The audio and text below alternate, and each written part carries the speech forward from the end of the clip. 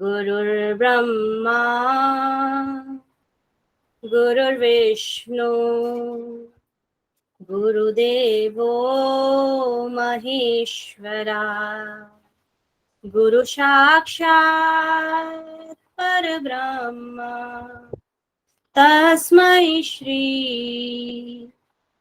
गुरुवे नमः तस्मै श्री गुरुवे नमः। ओम शांति शांति शांति। मेरे साथ प्रतिज्ञा दोहराएं। मैं प्रतिज्ञा करती हूँ आजीवन नियम का पालन करूंगी। मैं प्रतिज्ञा करती हूँ विश्व में योग का पताका फहराऊंगी। मैं प्रतिज्ञा करती हूँ फर्स्ट टाइम में नेट जेआरएफ क्लियर करूंगी। मेरी संकल्प शक्ति सुदृढ़ है, पवित्र है, अबाध्य है। ओम ओम ओम। मैं अपनी संकल्प शक्ति से सब कुछ कर सकती हूँ। ओम ओम ओम। मेरे पास अजय मनोबल है। ओम ओम ओम। दोनों हैंड्स को रब करेंगे। Cover your eyes. तो कल हमने क्या क्या पढ़ा था, कौन बताएगा?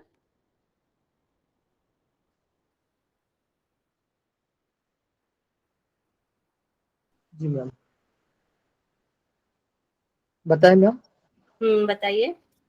आईसीटी के प्रकार देखे थे हमने, उसमें 3 प्रकार के थे। समय के आधार पर, मीडिया के आधार पर, उपयोग के आधार पर।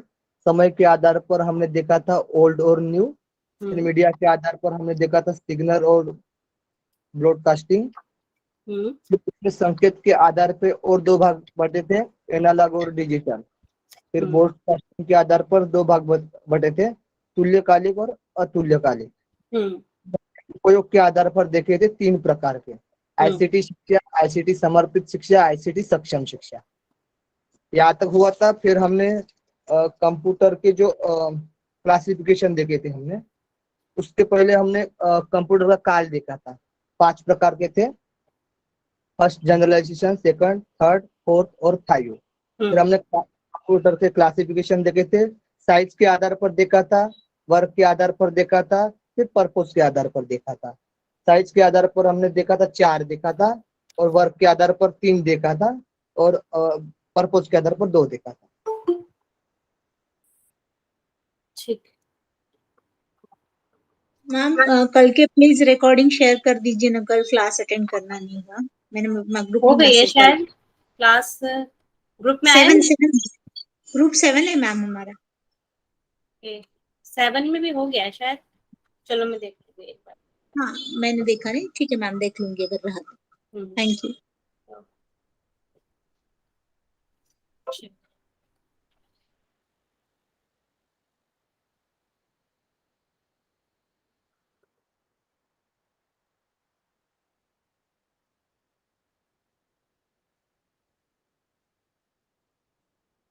तो कल हमने अभी बता भी दिया है जैसे, तो हमारा टॉपिक इंट्रोडक्शन ऑफ आईसीटी हो गया है, इंपॉर्टेंस ऑफ आईसीटी हो गया, टाइप ऑफ आईसीटी हो गया, कंप्यूटर जनरेशन हो चुकी है, क्लासिफिकेशन ऑफ कंप्यूटर आज हम करेंगे, या basic function of computer. Classification of computer भी कल हो चुका है, आज 6 है हमारा। Basic function of computer, computer के क्या क्या फंक्शन होते हैं वो आज हम जानेंगे, और कंप्यूटर क्या होता है उसके बारे में आज हम जानेंगे। कंपोनेंट्स थे और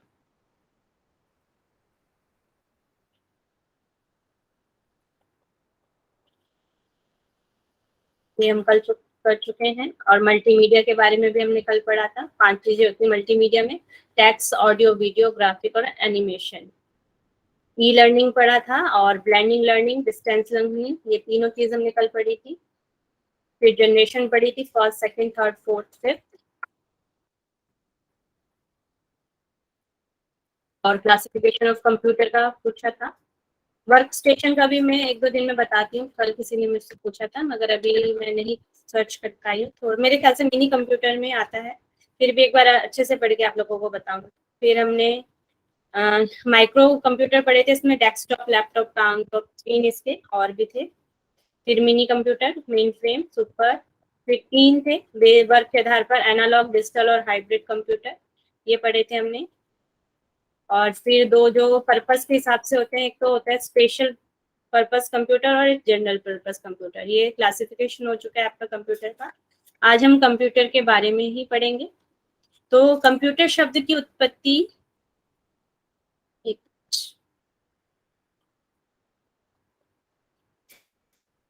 कंप्यूटर शब्द की उत्पत्ति अंग्रेजी के कंप्यूट शब्द से हुई है, जिसका अर्थ है गणना करना। तो कभी कभी शॉर्ट फॉर्म भी पूछ ली जाती है, जैसे शिक्षा की हमारी धातु वगैरह पूछ ली जाती है। तो ये कभी कभी आ सकता है कि जो कंप्यूटर शब्द की उत्पत्ति, मतलब कि कंप्यूटर की उत्पत्ति कहाँ से, तो कंप्यूट शब्द से हुई है। अतः स्पष्ट होता है कि कंप्यूटर में सीधा संबंध गणना करने वाले यंत्र से है।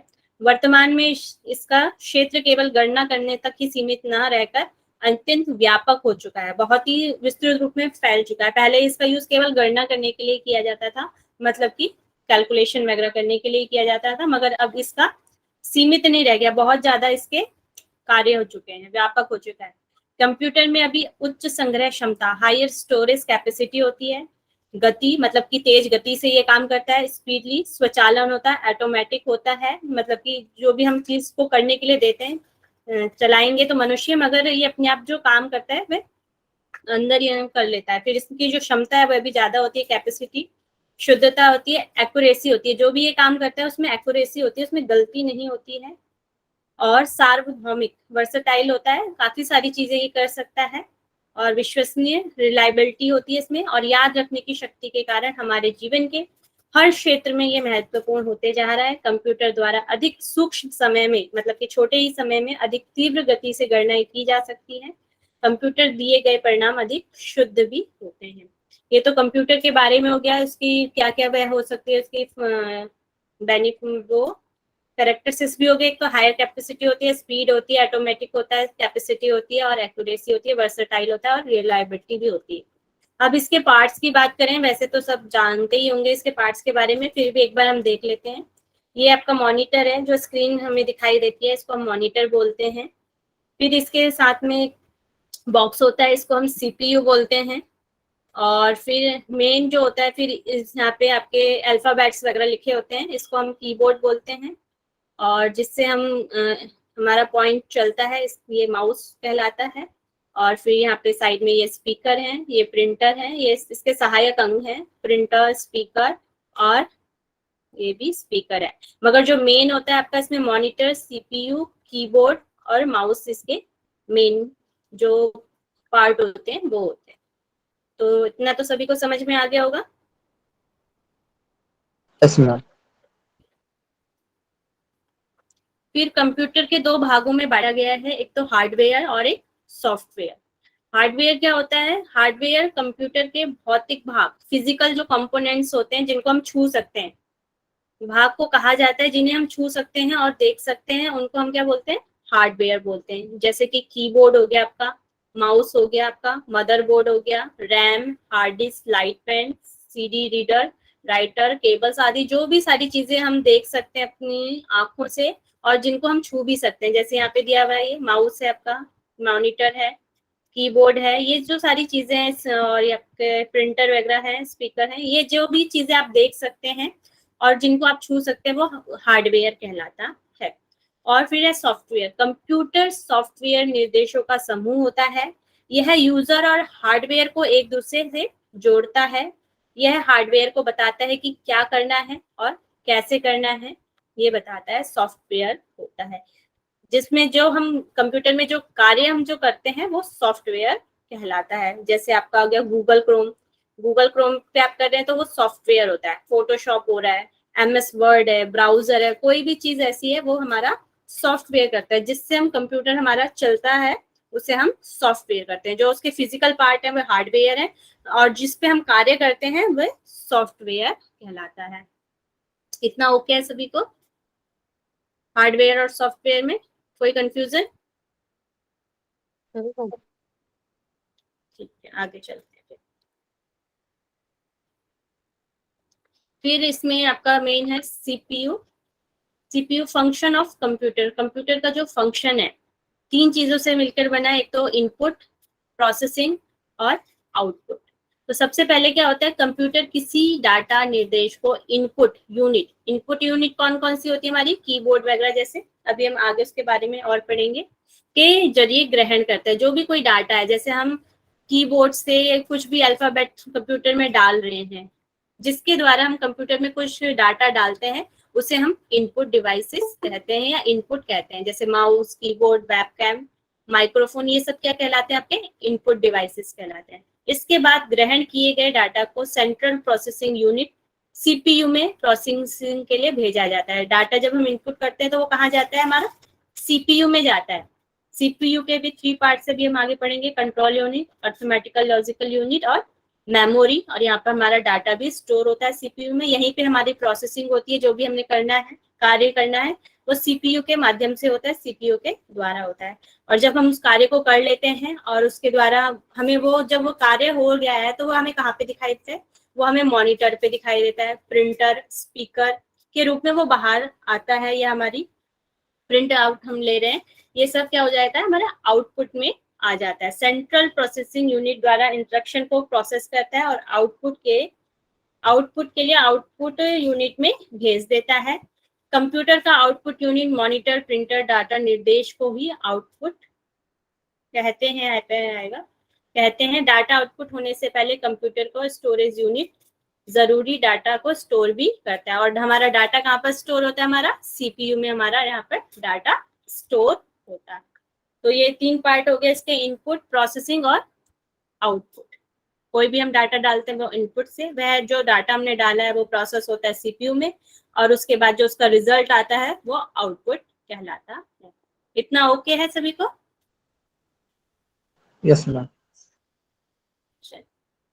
फिर हम सीपीयू के बारे में पढ़ेंगे, जो हमारा प्रोसेसिंग डाटा है, सेंट्रल प्रोसेसिंग यूनिट इसकी फुल फॉर्म है। सबकी फुल फॉर्म जरूर अच्छे से याद कर लेंगे, central processing unit. CPU computer का दिमाग होता है, जैसे मनुष्य का दिमाग है वैसे ही जो कंप्यूटर है, कंप्यूटर का दिमाग क्या है, सीपीयू है। कोई कुछ कह रहा है? नहीं मैम। यह कंप्यूटर के सारे कार्यों को प्रोसेस करता है। सीपीयू के इन कार्यों को करने में सीपीयू के कुछ मुख्य उपकरण सहायता करते हैं, जो कि सीपीयू के भाग होते हैं। सीपीयू के प्रत्येक भाग का अपना अलग कार्य होता है। सीपीयू मुख्यतः 3 भाग से मिलकर बना है, अभी हमने पहले भी पढ़ा था। एएलयू, जिसे हम बोलते हैं अर्थमेटिकल लॉजिकल यूनिट, ठीक है। ये क्या कार्य करता है, अर्थमेटिकल लॉजिकल यूनिट, जैसे इसके नाम से ही पता चल रहा है, अर्थमेटिकल। एएलयू सीपीयू का मुख्य भाग होता है। यह अंक गणित, अर्थमेटिकल, मेटिकल शब्द आ रहा है ना, तो हमारे अंक गणित तथा तार्किक, लॉजिकल, जो भी हमारे कार्य होते हैं, तार्किक, तर्क वाले कार्यों को करने के लिए जिम्मेदार होता है। जैसे इसमें जोड़, ऐड, सब्ट्रैक्शन, मल्टीप्लाई, डिवाइड और कंपैरिजन वगैरह सारी चीजें हमारे एएलयू से ही होती हैं। तुलनात्मक तथा हाँ या ना जैसे कार्यों को प्रोसेसर सीपीयू के भाग अर्थमेटिकल लॉजिकल यूनिट के द्वारा ही संपन्न किया जाता है। तो एएलयू में कौन कौन से कार्य होते हैं, जितने भी हमारे मैथमेटिकल और हमारे लॉजिकल कार्य होते हैं वह एएलयू के द्वारा होते हैं। नेक्स्ट है हमारा सीयू, कंट्रोल यूनिट इसे बोला जाता है। यह कंप्यूटर के सारे कार्यों और घटनाओं को कंट्रोल करता है। कंप्यूटर में होने वाले सारे प्रक्रियाओं को नियंत्रित करता है। यह कंप्यूटर मेमोरी से इंस्ट्रक्शन को प्राप्त करता है। इसके अलावा यह कंप्यूटर के सभी input device, output device, processor के बीच तालमेल बनाता है, जिसके कारण इनपुट डिवाइस द्वारा दिए गए इंस्ट्रक्शंस का परिणाम, रिजल्ट, आउटपुट के डिवाइस पर प्राप्त होता है। चूंकि यह कंप्यूटर के सभी ऑपरेशंस को मैनेज करता है, इसलिए इसे कंप्यूटर का मैनेजर भी कहते हैं। ऑफिस में एक मैनेजर का क्या कार्य होता है, बताएं? सभी एडमिनिस्ट्रेशन करना, काम का मैनेज करना, काम को मैनेज करना, वही कार्य है यहाँ पर सीपीयू में सीयू करता है, कंट्रोल है। सारे जो कंप्यूटर है उसको मैनेज करने का काम कौन करता है, हमारा सीयू, कंट्रोल यूनिट करता है, ठीक है ना।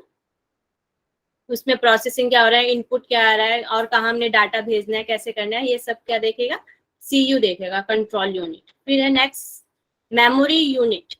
मेमोरी यूनिट एक स्टोरेज डिवाइस है जिसका कार्य इस कंप्यूटर में आवश्यक निर्देश, प्रोग्राम, कमांड और परिणाम को इकट्ठा करना होता है। यह भी सीपीयू का एक महत्वपूर्ण भाग है। कंप्यूटर में किसी भी कार्य को करने के लिए प्राप्त इंस्ट्रक्शन को पहले मेमोरी में रखता है, जिसके बाद मेमोरी से इंस्ट्रक्शन प्राप्त करके प्रोसेस किया जाता है और प्रोसेस करने के बाद परिणाम को फिर मेमोरी में रखा जाता है ताकि यूजर उसका प्रयोग कभी भी कर सकते हैं। इन कार्यों को करने के लिए कंप्यूटर में अलग अलग मेमोरी उपयोग करती है या उपयोग होती है। तो जब हम कोई चीज कंप्यूटर में फीड करते हैं वह उसकी मेमोरी कहलाती है। जब हम दोबारा कंप्यूटर खोलते हैं वो वैसे ही हमें सारी चीजें उसमें मिलती है, तो वह उसमें जो भी हमारा डाटा होता है वह स्टोर हो जाता है। तो वह डाटा स्टोर होता है मेमोरी यूनिट में। मेमोरी यूनिट कौन कौन सी हो जाती है आपकी, जैसे रोम है, रैम है, और आपके सेकेंडरी यूनिट अभी हम आगे पढ़ेंगे मेमोरीज के बारे में कौन कौन सी मेमोरी होती है। तो सेंट्रल प्रोसेसिंग यूनिट के बारे में सभी को पता चल गया होगा। ओके, ये वाली स्लाइड। हाँ मैम। फिर है आपका इनपुट डिवाइस। इनपुट डिवाइस अभी हमने पहले भी पढ़ा था कि इनपुट डिवाइस जिससे के द्वारा हम कंप्यूटर के अंदर कोई भी डाटा डालते हैं। एक ऐसी इलेक्ट्रॉनिक डिवाइस होती है जिसके द्वारा हम डिवाइस में डेटा एंटर कर सकते हैं। यह कंप्यूटर का एक पार्ट है। जब हम किसी भी डिवाइस के द्वारा कंप्यूटर या पर्सनल कंप्यूटर में कुछ भी इनपुट करते हैं उसे इनपुट डिवाइस कहा जाता है। इसके कुछ उदाहरण जैसे कीबोर्ड है आपका, माउस है, स्कैनर है, माइक्रोफोन है, लाइट पेन है। इन सभी डिवाइसेस से हम कंप्यूटर के अंदर कुछ भी इनपुट करते हैं। तो सबसे पहले हमारा इनपुट डिवाइस जो मेन है वह कीबोर्ड है। स्कैनर, स्कैनर के द्वारा हम इसमें कुछ रखते हैं और वह हमारे कंप्यूटर में आ जाता है। ट्रैक बॉल है, ये ट्रैक बॉल है आपका, ये MICR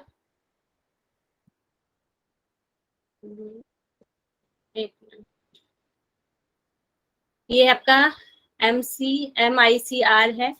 और ये आपका टच पैड है। यहाँ पर आप टच लैपटॉप में कुछ भी टच करके मतलब माउस का करके अपना इनपुट दे सकते हैं। ये टच पैनल है और ये आपका जॉयस्टिक है और ये आपका बारकोड रीडर है। ये माउस है आपका, एक OCR है। तो जैसे हमारे नेट के एग्जाम होते थे, पहले OCR सीट में ही हुआ करते थे जिसमें हम गोल गोल पेन से डॉट जो हमारे सर्कल होते हैं उनको फिल करते हैं, वो हमारा OCR कहलाता है। तो ये इनपुट कहलाता है। MICR क्या हुआ, जैसे हम कोई भी सामान वगैरह लेने जाते हैं जहाँ पे मशीन होती है जिससे हम कार्ड अपना पंच करते हैं, वो MICR हमारी मशीन होती है। और ये हो गया आपका बार कोड रीडर। जैसे हम कोई भी सामान लेने जाते हैं तो आजकल जो बार कोड बना हुआ होता है उसके द्वारा इसको स्कैन किया जाता है और उसका जो आपका उनके जो भी प्राइस मनी होती है वो हमारे कंप्यूटर में आ जाती है। किसी भी प्रोडक्ट की वो बार कोड के माध्यम से आती है। ठीक है, इतना ओके है सभी को, सभी इनपुट डिवाइसेस के बारे में। मैम OCR का फुल फॉर्म और MICR का फुल फॉर्म अभी तो मुझे नहीं लर्न है मगर मैं आपको बता दूंगी, ठीक है। OCR is optical character recognition. Pardon, please again. Optical character recognition. Okay, thank you, Usha. Regulator. Sorry, I can't hear. Optical Optical character character recognition. recognition. Okay, thank you. Yeah. MICR के रह गया, इसको कल बता। चलिए, इतना हो गया। इनपुट डिवाइसेस क्लियर है सभी को। MICR is magnetic link character recognition. एक बार और रिपीट कर देंगे। Magnetic ink character recognition. चलिए, ये तो हो गए थे आपके input devices. Ma'am, track ball का क्या यूज होता है? क्या कह रहे हैं? मैम, ट्रैक बॉल का क्या यूज होता है? ट्रैक बॉल जो होता है, ट्रैक बॉल, ये भी जैसे गेम होता है ना, गेम्स के लिए ज्यादा यूज किया जाता है ट्रैक बॉल का।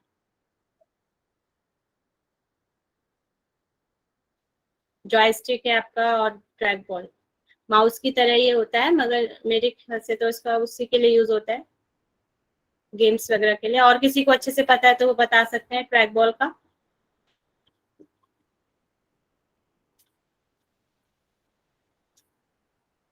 माउस की तरह ही है मैम इसका यूज, मतलब जहाँ पे मतलब अगर कुछ बटन्स क्लिक करना है या कर्सर को कहीं मूव करना है तो ट्रैक बॉल का यूज करते हैं, मोर और less like a mouse. Mouse की तरह ही। या नेक्स्ट है आपका output unit. Output unit computer के अंतिम घटक है। इस यूनिट में सेंट्रल प्रोसेसिंग द्वारा प्रोसेस किए गए डाटा और निर्देश को मॉनिटर, प्रिंटर जैसे आउटपुट यूनिट में प्रदर्शित करती है। जब कोई डाटा या इंफॉर्मेशन मॉनिटर पर प्रदर्शित होता है तो उसे डाटा या इंफॉर्मेशन की सॉफ्ट कॉपी कहा जाता है, और जब वह प्रिंट द्वारा डाटा इंफॉर्मेशन पेपर या प्रिंट पर होती है तो उस इंफॉर्मेशन को हार्ड कॉपी कहा जाता है। जब आपके कंप्यूटर में कोई चीज चल रही है तो वह सॉफ्ट कॉपी कहलाती है, जब आप उसका प्रिंट निकाल लेते हैं तो वो उसकी हार्ड कॉपी कहलाती है। ठीक है, और ये हमारे आउटपुट डिवाइसेस हैं, जैसे वेबकैम है, स्पीकर है आपका, मॉनिटर है, प्रिंटर हो गया आपका, हेडफोन्स हो गया, प्रिंटर, माइक्रोफोन और वेबकैम, ये सब आपके आउटपुट डिवाइसेस हैं। ठीक है, मैम मॉनिटर को भी आउटपुट में ही लेते हैं क्या? हाँ आप उसमें देख रहे हैं ना, रिजल्ट तो उसी में आएगा ना, तो ये हाँ, रिजल्ट आउटपुट, जो स्क्रीन है वो भी आउटपुट डिवाइस हाँ में आएगा। आउटपुट जी। डिवाइस में आएगा मॉनिटर। आप वहाँ पे रिजल्ट देख पा रहे हैं ना, तो वो आपका आउटपुट डिवाइस जी में। जी जी मैम। ठीक है, तो आउटपुट डिवाइसेस क्लियर हैं सभी को? यस प्लीज एक बार मेरा फोन आया था एक तो मिस हो गया मेरा, जस्ट थोड़ा सा बताइए। ठीक है, ओके। जो भी जैसे हमने डाटा डाला है और उसके बाद हमारे जो भी हम देख पाते हैं, जो रिजल्ट हमारा आता है, जैसे हमने इनपुट से कुछ इनपुट डाटा कंप्यूटर में भेजा, वहाँ पे प्रोसेसिंग हुआ, प्रोसेसिंग के बाद जब वह हमें रिजल्ट दिखाता है तो हम रिजल्ट किस किस के माध्यम से देख सकते हैं, या हमारी जो मॉनिटर होता है उससे जो भी कौन कौन से हमारे, जैसे आपका मॉनिटर है, स्पीकर है, जैसे बाहर आवाज आती है, हम कोई भी गाना कंप्यूटर वगैरह में चलाते हैं उसकी आवाज किस में आती है, स्पीकर्स में आती है, तो वो आपके आउटपुट डिवाइसेस में आ जाएगा। मॉनिटर, इसमें भी आप कोई भी रिजल्ट देख पाते हैं जो भी आपने प्रोसेस किया है वो मॉनिटर के द्वारा माध्यम से मानते हैं, तो ये भी एक आउटपुट डिवाइसेस कहलाता है। प्रिंटर से हम प्रिंट आउट निकालते हैं, ये भी एक आपका आउटपुट डिवाइस है। जो हम कंप्यूटर में जिस वक्त कार्य कर रहे हैं उसे देख रहे हैं वो सॉफ्ट कॉपी कहलाता है। जब मगर हमारे हाथ में हम उससे प्रिंटर द्वारा प्रिंट निकालते हैं तो वो हार्ड कॉपी कहलाता है। ठीक है, ओके है। ठीक है, थैंक यू। और मॉनिटर का एक प्रकार भी है विजुअल डिस्प्ले यूनिट, इसकी एक बार फुल फॉर्म भी आ चुकी है VDU की, तो विजुअल डिस्प्ले यूनिट।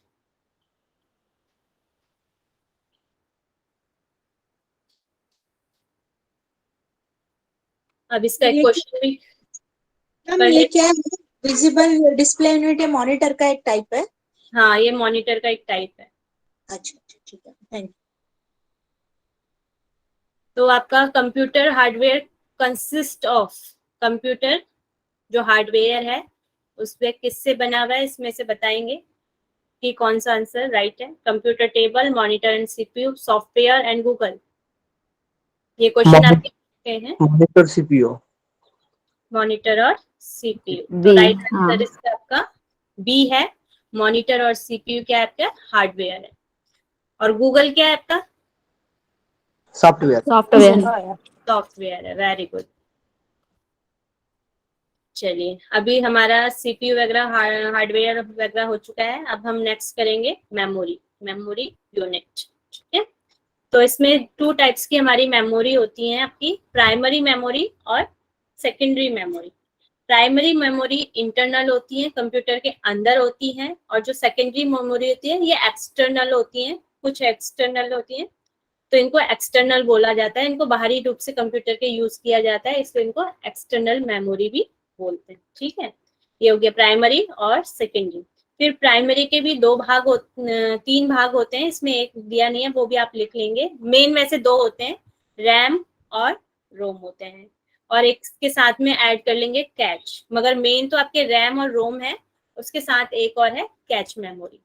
तो जो रैम है इसमें आपका एस रैम और नेक्स्ट हो गया आपका डी रैम। रैम के 2 पार्ट हैं, एस रैम और डी रैम। फिर रोम के 3 पार्ट्स हैं, पी आर ओ एम रोम, ईपी रोम और ईईपी रोम।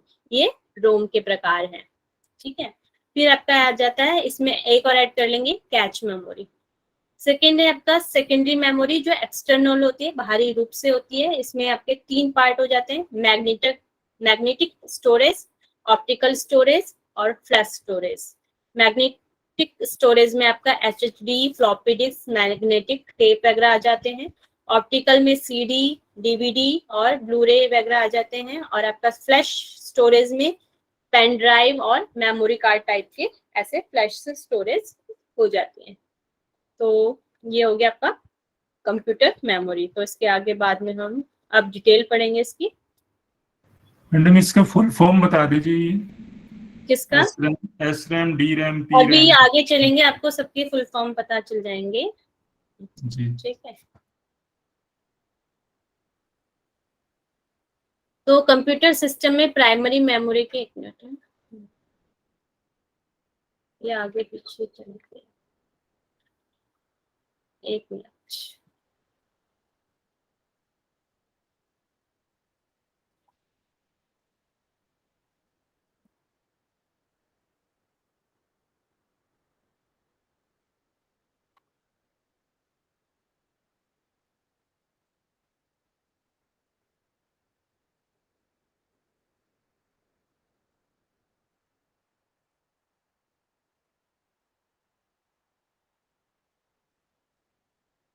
पहले हम पढ़ेंगे प्राइमरी मेमोरी।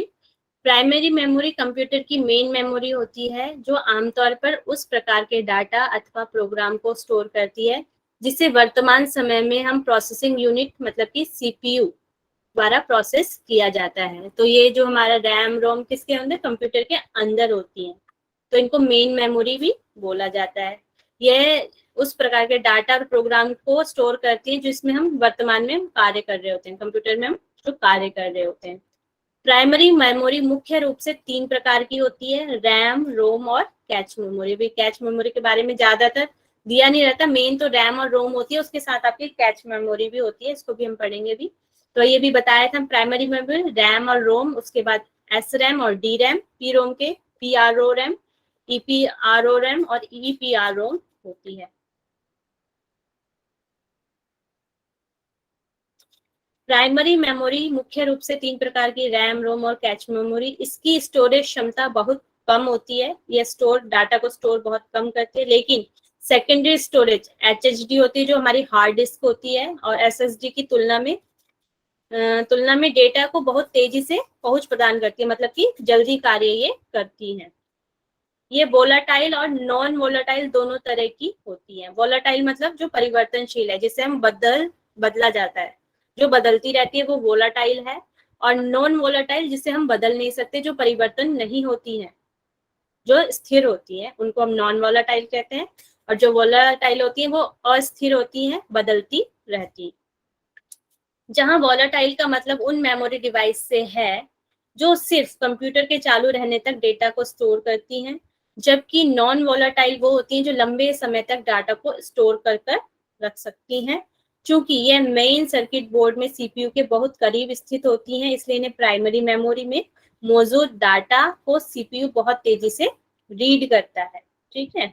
और प्राइमरी मेमोरी को इंटरनल मेमोरी और प्राइमरी स्टोरेज भी कहा जाता है।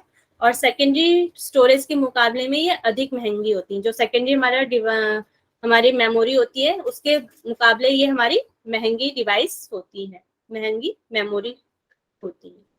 तो इतना मुझे आप लोगों को क्लियर है, ये बताएं मुझे। Yes ma'am. तो ये आपका रैम है, रैंडम एक्सेस मेमोरी इसको बोलते हैं, और ये आपका रोम है, रीड ओनली मेमोरी। दोनों की चिप अलग अलग है, ये रैम में फ्लैट टाइप का है और रोम में थोड़े ये आपके इस तरीके से। तो ये रैम और ये रोम। नेक्स्ट है कंप्यूटर सिस्टम में प्राइमरी मेमोरी के कुल प्रकार के होते हैं। रैम हो गया, रोम हो गया और आपका कैच मेमोरी हो गया। तो सबसे पहले हम पढ़ेंगे रैम के बारे में। रैंडम एक्सेस मेमोरी, रैम की फुल फॉर्म होगी आपकी रैंडम एक्सेस मेमोरी। यह कंप्यूटर की मुख्य मेमोरी कहलाती है। जब भी आप कंप्यूटर में कोई भी सॉफ्टवेयर या फाइल खोलते हैं तो वह सबसे पहले रैम में लोड होती है, सबसे पहले वो रैम में खुलती है, जिसके बाद सीपीयू द्वारा उसे प्रोसेस किया जाता है। आसान भाषा में आप जब भी कंप्यूटर में कर रहे हैं वो ना कहीं रैम में, जब भी हम कंप्यूटर में कोई भी कार्य कर रहे हैं तो वह कहाँ पे कार्य हो रहा है, रैम के अंदर कार्य हो रहा होता है।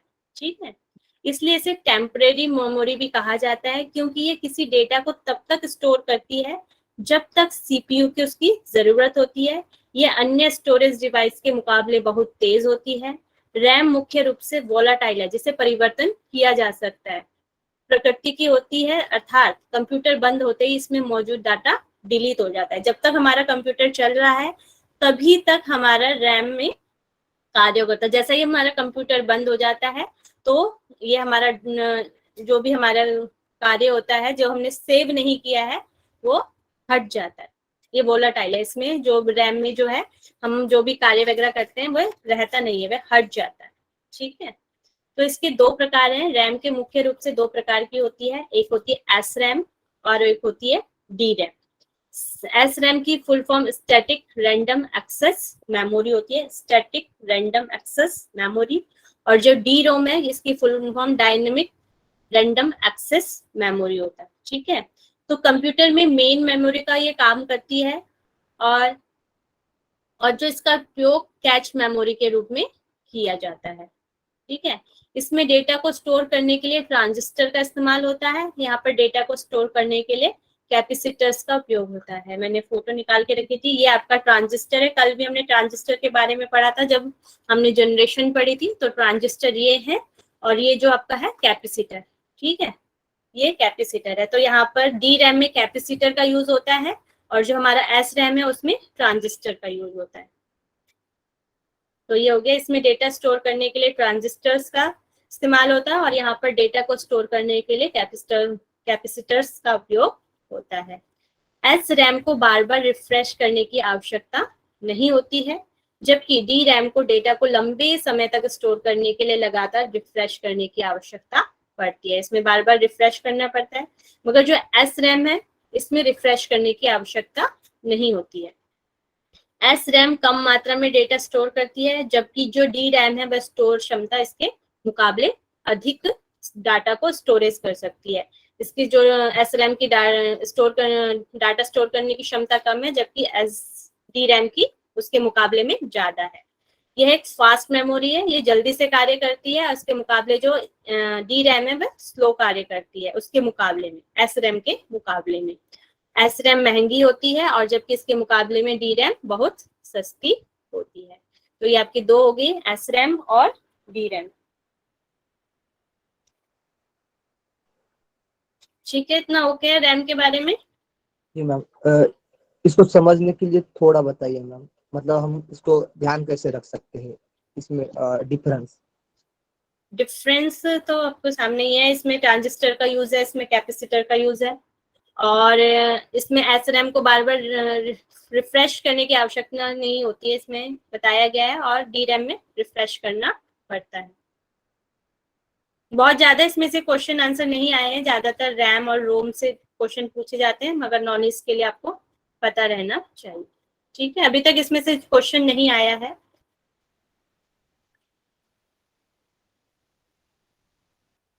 मगर पता रहना चाहिए। इसकी फुल फॉर्म वगैरह अच्छे से याद कर लीजिएगा, स्टैटिक रैंडम एक्सेस मेमोरी और डी रैम। और इसके बारे में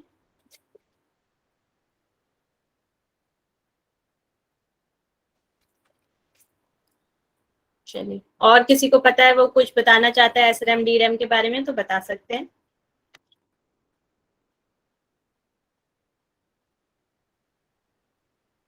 चलिए आगे बढ़े, सभी को क्लियर है? Okay ma'am.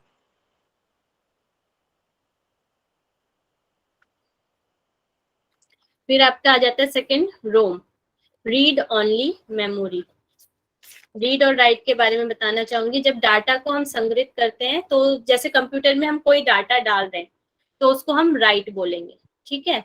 और जब भी हम जैसे कंप्यूटर में कुछ भी पढ़ रहे हैं तो उसको यहाँ पे रीड बोला जाए। जैसे हम कंप्यूटर में कुछ देख रहे हैं, अभी भी मैं जैसे कंप्यूटर में कुछ देख रही हूँ तो इसको रीड बोला जाएगा। मगर इसमें मैं कोई डाटा सेव करूंगी तो उसको यहाँ पर राइट बोला जाएगा, ठीक है। इसको लिख लेंगे, रीड और राइट किसे कहते हैं कंप्यूटर में। जब भी हम डाटा को सेव करते हैं उसको राइट कहते हैं, और जब उस डाटा को हम दोबारा देखते हैं तो उसको हम रीड बोलते हैं। फिर ये आपका हो गया रोम, रीड ओनली मेमोरी। जैसा इसके नाम से ही पता चलता है ये सिर्फ रीडेबल होती है, जिसको हम मतलब कि दोबारा पढ़ सकते हैं, अर्थात इसमें इसमें डेटा या प्रोग्राम को सिर्फ पढ़ा जा सकता है। इसमें किसी तरह का संशोधन अथवा बदलाव संभव नहीं होता है, उतना आसान नहीं होता है रोम में, ये केवल पढ़ सकते हैं इसमें। इसलिए आमतौर पर रोम चिप में फिक्स प्रोग्राम को स्टोर किया जाता है, जिन्हें फिर से मॉडिफाई करने की आवश्यकता नहीं पड़ती है। मतलब कि बार बार इसमें हमारे को डाटा नहीं डालना होता है, इसमें एक बार जो डाटा सेव हो जाता है वही सेव रहता है। उदाहरण के लिए कंप्यूटर रोम में फ्रेमवेयर नाम का एक प्रोग्राम स्टोर होता है जो कंप्यूटर को स्टार्ट करने के लिए जिम्मेदार होता है। रोम की प्रकृति नॉन वोलेटाइल होती है, मतलब कि स्थिर होती है, अर्थात कंप्यूटर स्विच ऑन होने की स्थिति में भी इसमें मौजूद प्रोग्राम डेटा मिटता नहीं है। यह डेटा को परमानेंटली स्टोर करके रखती है, हालांकि ये बहुत कम मात्रा में डेटा को स्टोर करती है, ठीक है। और रोम एक स्लोअर मेमोरी है और यह रैम के मुकाबले सस्ती होती है। आमतौर पे रोम के 3 प्रकार की होती है। तो रोम का पता चल गया, ये नॉन वोलेटाइल है, जो परिवर्तन नहीं होती है। मतलब इसको जिसमें जो भी प्रोग्राम या कोई भी हमारा डाटा है उसको बार बार से मतलब एक ही बार सेव किया जाता है, बार बार नहीं होता है उसको कि दोबारा चलेंगे या दोबारा करेंगे, वैसा नहीं हो सकता। मगर हम रैम है, रैम में दोबारा हम अपने डाटा को स्टोर कर सकते हैं, ठीक है ना। ओके है।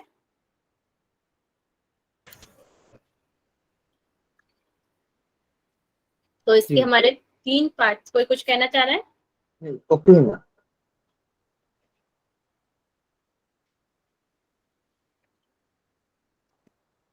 इसमें आपका पी रोम, ईपी रोम और ईईपी रोम, ये 3 आपके प्रकार हैं आपके रोम के। तो रोम का पूरा नाम, पी रोम का पूरा नाम प्रोग्रामेबल रीड ओनली मेमोरी है। ईपी रोम का erasable programmable read only memory है। ईईपी रोम का पूरा नाम electrically programmable read only memory होता है। यह चिप ऑन टाइम प्रोग्रामर होती है, मतलब इसमें एक ही बार में हम जो डाटा सेव करना होता है उस डाटा को हम सेव कर लेते हैं, एक ही बार में इसमें डाटा सेव होता है। इसे, और जो हमारा ईपी जो रोम है इसे पैराबैग्नी जो प्रकाश की मदद से कई बार रीप्रोग्रामेबल किया जा सकता है, मतलब इसमें डाटा को हटाया भी जा सकता है और दोबारा सेव किया जा सकता है। किसके माध्यम से? पराबैग्नी जो प्रकाश होता है, यूवी रेज जो होती है, उसके माध्यम से इसे मिटाया जा सकता है और दोबारा इसमें डाटा स्टोर किया जा सकता है। मगर जो ईपी रोम होती है इसमें केवल एक बार में ही डाटा को स्टोर किया जाता है। फिर आ जाता है आपका ईईपी रोम। इसमें क्या होता है, इसे इलेक्ट्रिकल चार्ज के उपयोग से रिप्रोग्रामेबल किया जा सकता है। तो ईपी रोम और ईईपी रोम को दोबारा से हम डाटा सेव कर सकते हैं, मगर केवल पी रोम में हम डाटा को एक ही बार करते हैं। फिर पी रोम सस्ती होती है बाकी रोम की तुलना में, और ईपी रोम की तुलना में महंगी होती है, और ईपी रोम सबसे महंगी प्रकार की रोम होती है। सबसे महंगी कौन सी होगी हमारी? ईपी रोम वाली हो गई है। रोम के सबसे पुराने संस्करण में एक है, जो सबसे पुरानी हमारी रोम है वो कहलाती है पी आरओएम, ठीक है, पी रोम। और उसके बाद जो उसका संस्करण आया, उसके बाद मतलब कि पी रोम के बाद जो हमारी रोम आई थी वो ईपी रोम आई थी, और जो सबसे आजकल आधुनिक है वो ईपी रोम है। सबसे जो लेटेस्ट चली है ईपी रोम आजकल ये चली है, और ये पूरी तरह से प्लास्टिक कवर से ढकी होती है। पी रोम ये एक पारदर्शी क्वाजर्ट कवर से कवर होती है। और ये पूरी तरह से अपारदर्शी प्लास्टिक बॉक्स में बंद होती है, EEPROM। ठीक है, अब नेक्स्ट हमारा है कैच मेमोरी। रोम और रोम की तरह ये भी एक हमारी प्राइमरी मेमोरी है। कंप्यूटर में कैश मेमोरी, मैम इसमें जो EEP रोम है तो इसमें इलेक्ट्रिकली इरेजेबल ऐड होगा क्या? Erasable programmable memory, full form short only हो रहा है। One E is there. हाँ हाँ, इसमें एक बार ई और आना चाहिए क्या? सो इरेजेबल होगा क्या? Electrical erasable programmable read only memory. Okay.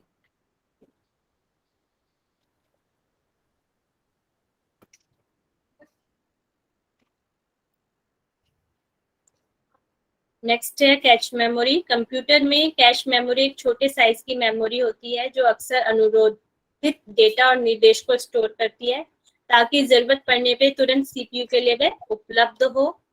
Cache memory data को टेम्परेरी रूप से स्टोर करती है, टेम्परेरी रूप से स्टोर होता है इसमें डाटा।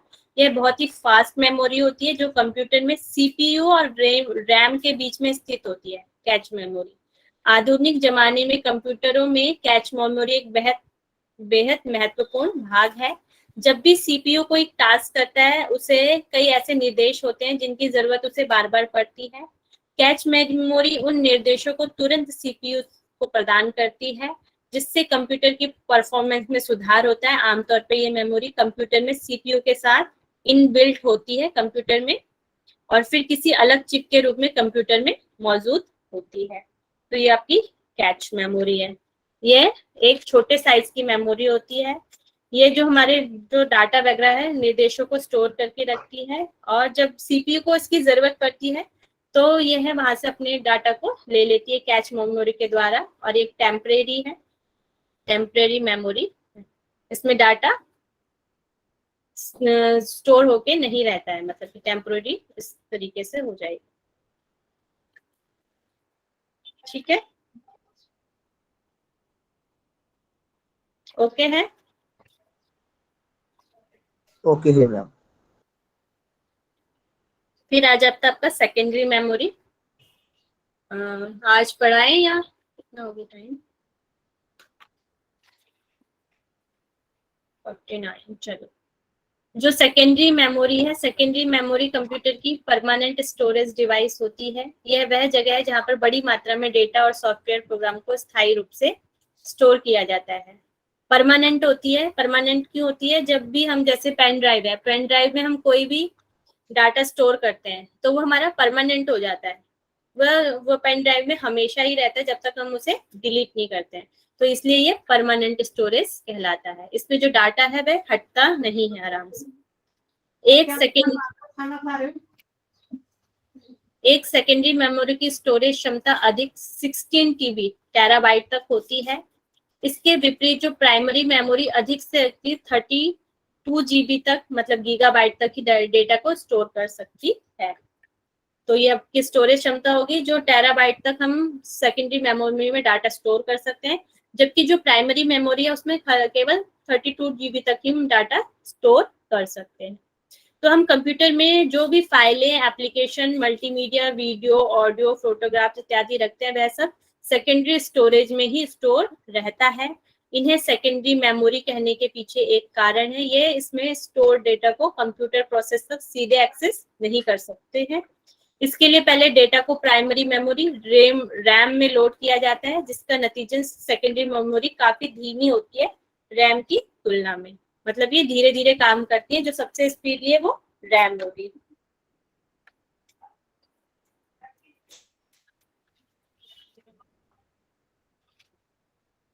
ठीक है, इतना ओके है? जी मैम। Yes ma'am.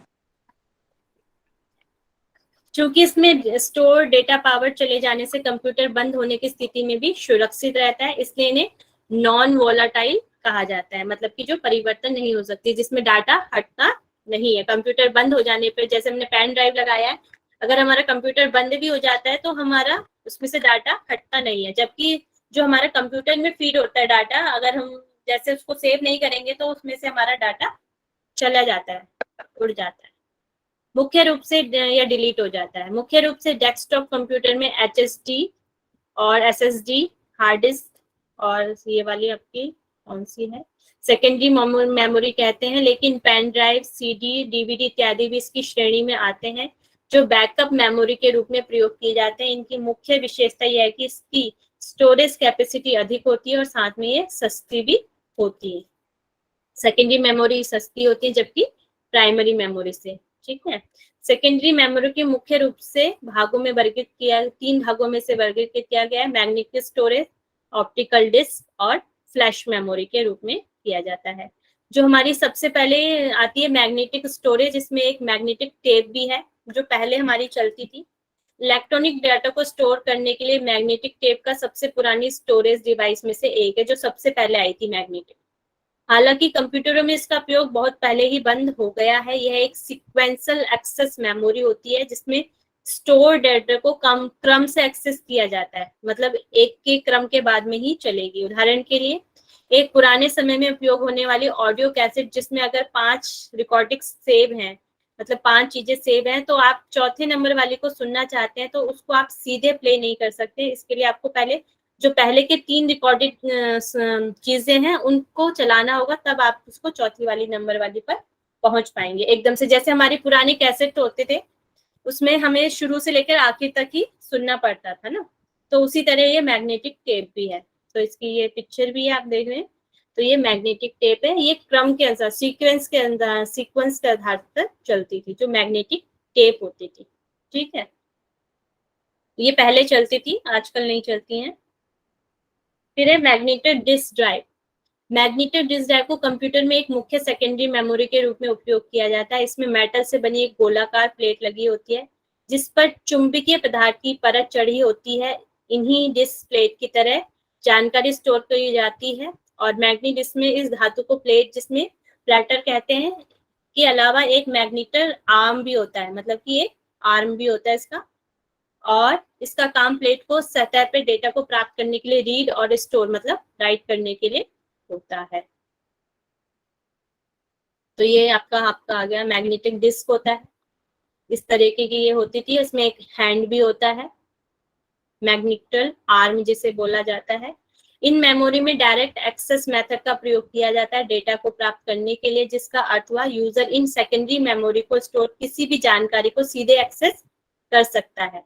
और मैग्नेटिक जिसके कई उदाहरण, परंतु इसमें से सेकेंडरी मेमोरी कंप्यूटर के उपयोग किए जाते हैं, जैसे हमारी हार्ड डिस्क है और फ्लॉपी डिस्क है। ये 2 इसके उदाहरण हैं सेकेंडरी मेमोरी के। मैग्नेटिक जो हमारी टेप होती है, इसे कंप्यूटर की प्रमुख डेटा स्टोरेज डिवाइसेस कहा जाता है क्योंकि ये सिस्टम में मौजूद एकमात्र मेमोरी डिवाइस होती है। ये HSD जो होती है कंप्यूटर के अंदर ही होती है, इसे हम हार्ड डिस्क ड्राइव भी बोलते हैं। डिवाइस या ड्राइव होता है जो ऑपरेटिंग सिस्टम, कंप्यूटर एप्लीकेशन और आपकी डेटा फाइलों को लंबे समय तक स्टोर करके रखती है, जिस कारण इसे परमानेंट स्टोरेज डिवाइस भी कहते हैं। ये तो आ गया आपका हार्ड डिस्क के बारे में। नेक्स्ट हो गया आपका फ्लॉपी डिस्क। ये है फ्लॉपी डिस्क, पहले चलती थी। यह एक रिमूवेबल मैग्नेटिक डिस्क होती है। इसका उपयोग 1990 के दशक तक कंप्यूटरों में मुख्य स्टोरेज डिवाइस के रूप में किया जाता था। हालांकि इसके बाद ऑप्टिकल डिवाइस और हार्ड डिस्क ने धीरे धीरे इसकी जगह लेनी शुरू कर दी है। फ्लॉपी डिस्क बहुत ही कम मात्रा में डाटा को स्टोर कर सकती है। इसका सामान्य 3.5 इंच डिस्क के मात्र 1.44 MB डाटा स्टोर किया जा सकता है हमारा फ्लॉपी डिस्क में, ठीक है। ये तो हो गया आपके मैग्नेटिक ड्राइव के बारे में।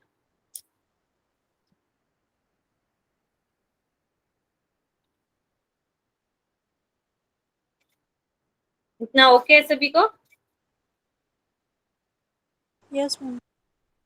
चलिए, हमने कल क्वेश्चन आंसरिंग नहीं की थी, आज हम क्वेश्चन आंसर, और हम बाद में पढ़ेंगे, कल पढ़ेंगे उसके बारे में, बहुत ज्यादा भी हो जाएगा।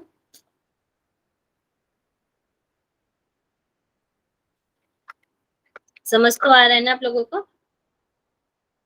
हाँ मैम, ये सब जो PPTs आप एक साथ शेयर करेंगे कि आपने ऑलरेडी आज शेयर कर? जहाँ तक मैंने आज पढ़ा दिया है वहां तक मैं आज आपको भेज दूंगी, सेंड कर दूंगी।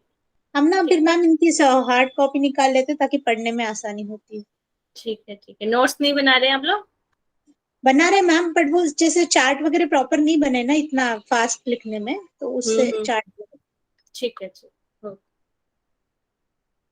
चलिए क्वेश्चन आंसरिंग कर लेते हैं हम।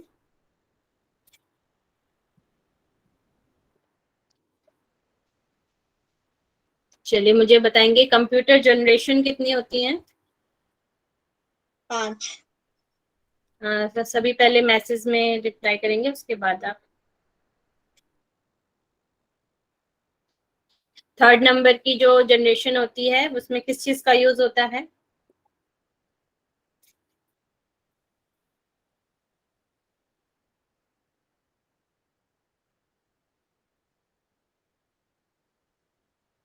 थर्ड जनरेशन में आईसी का, और आईसी।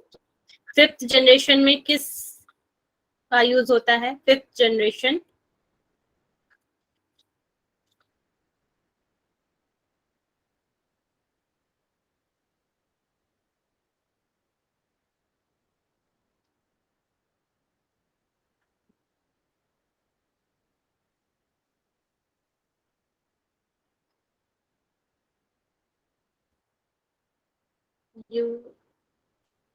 ULSI आर्टिफिशियल इंटेलिजेंसी भी है, और अल्ट्रा लार्ज सर्किट्स का भी यूज होता है उसमें। ठीक है, स्केल है ma'am, ultra large scale integrated circuit. Circuit दोबारा बोलें एक बार। Ultra large scale integrated circuit.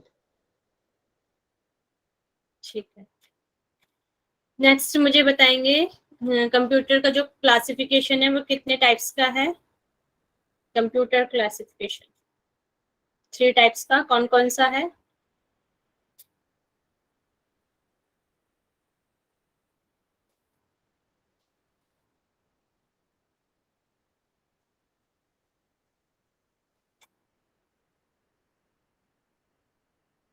Nita Sahu जी बताएंगे। साइज, वर्क, बीनू राजपूत जी ने बताया साइज, वर्क और पर्पस के हिसाब से। साइज के अनुसार पर्पस। ओके, नेक्स्ट मुझे बताएंगे साइज के अकॉर्डिंग कौन कौन से हमारे कंप्यूटर होते हैं? अनीता पंडेटकर जी बता देंगे। Macro, mini, mainframe, super. Super computer 4 है ये। ओके, और नेक्स्ट मुझे बताएंगे पर्पस के अकॉर्डिंग।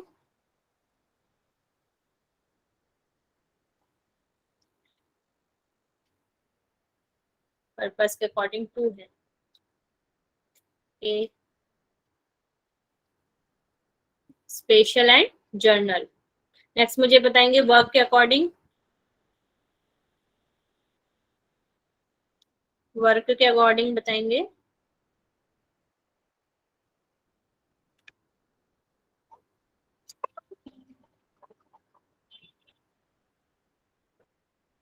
थ्री है, कौन कौन से 3 हैं? नेम टाइप करें। संजय जी इसका आंसर करें, कौन कौन से 3 हैं हमारे? Analogue, digital, hybrid.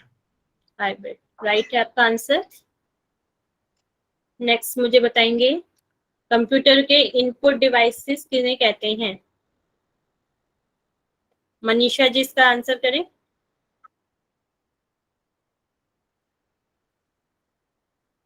हाँ मैम, जिससे हम इंफॉर्मेशन कंप्यूटर के अंदर डालते हैं उनको इनपुट डिवाइस कहते हैं। जिसके द्वारा डाटा देते हैं, कंप्यूटर को जिसके द्वारा डाटा दिए जाते हैं। अब जिसको जितने इनपुट डिवाइसेस लर्न हैं वो याद है उनको टाइप करें सभी।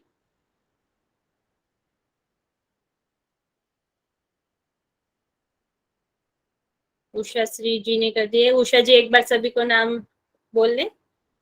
उषा जी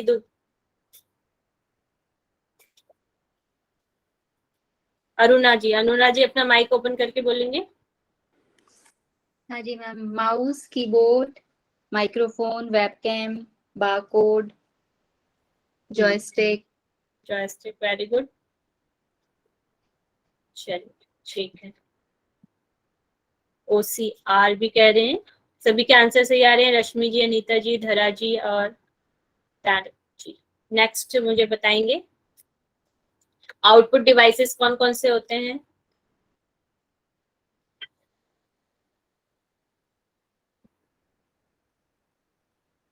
output devices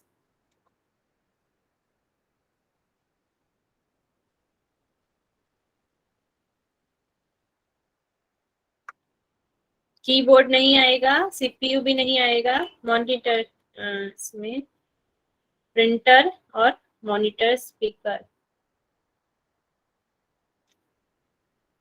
printer, monitor, speaker, headphone, Anita ji कह रहे हैं।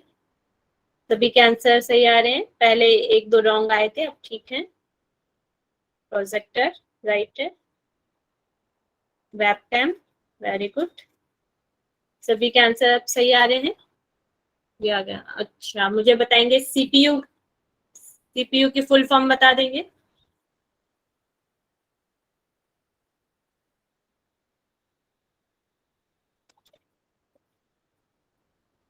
राधिका जी सुन पा रहे हैं तो अपना कैमरा ऑफ कर लेंगे। सेंट्रल प्रोसेसिंग यूनिट, सभी के आंसर सही आ रहे हैं, नीता जी, अनीता जी और आपका रश्मि जी, शालिनी जी, साक्षी जी और very good. Central processing unit, इसके कितने पार्ट हैं? CPU के कितने पार्ट हैं? 3 पार्ट्स। कौन कौन से 3 पार्ट हैं?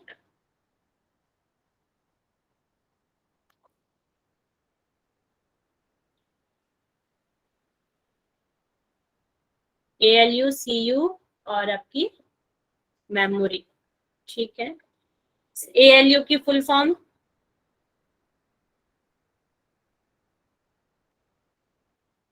ALU की फुल फॉर्म क्या है? अर्थमेटिकल, शालिनी जी का आंसर आया है, अर्थमेटिकल लॉजिकल यूनिट। शालिनी जी बताएं अर्थ इसमें ALU में क्या कार्य होता है, इसका फंक्शन क्या है? इसके द्वारा जोड़, घटाव, गुणा ये किए जाते हैं। तो जितना भी हमारा मैथ्स का वर्क होता है, लॉजिकल जो वर्क होता है वो इसके माध्यम से होता है, ठीक है, ALU के माध्यम से। और CU में हमारा क्या होता है? CU को और क्या कहते हैं? Computer manager. Computer manager CU को बोला जाता है, वेरी गुड। और मेमोरी में हम क्या करते हैं? स्टोरेज डिवाइस स्टोरेज डिवाइस है जिसमें भी हम डाटा को स्टोर करके रखते हैं, वेरी गुड। चलिए हमारी जो मेमोरी है वो कितने टाइप्स की होती है? 2 टाइप्स की होती हैं। हम सबका आंसर भी, कौन कौन सी 2 टाइप्स होते हैं? एक प्राइमरी या secondary? Primary and secondary. Primary memory में कौन कौन से आ जाते हैं?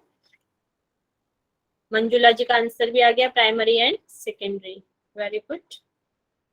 प्राइमरी के कितने पार्ट हैं? 2 पार्ट्स हैं, रैम एंड रोम। चलिए ठीक है, तो आज की क्लास हम यहीं पे एंड करते हैं और अभी कमर गर्दन सीधा कर लेंगे और उसके बाद प्रेयर। सर्वे भवन्तु सुखनों के साथ करेंगे।